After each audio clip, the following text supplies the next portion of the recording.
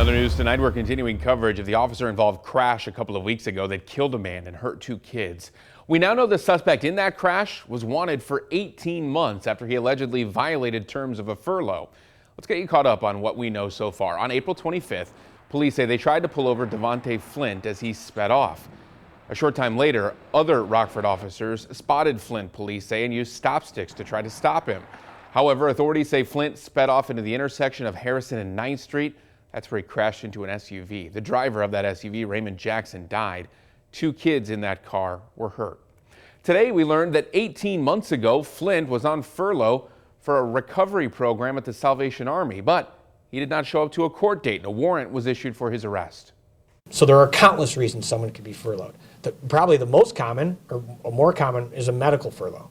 Right? If someone's having a severe health issue in the jail, they can be furloughed to the hospital.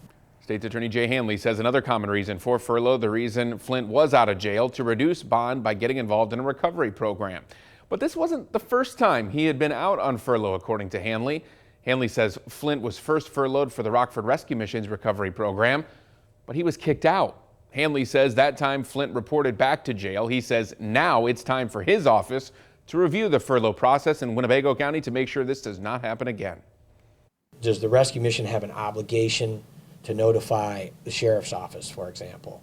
And those are questions that I need to get the answers to, and will. And even when I have those answers, I think we need to review those, those policies and procedures. Hanley says Flint had other warrants out for his arrest. He's accused of dealing drugs, beating 2 different pregnant women as well. He's still in the hospital recovering from injuries from that crash.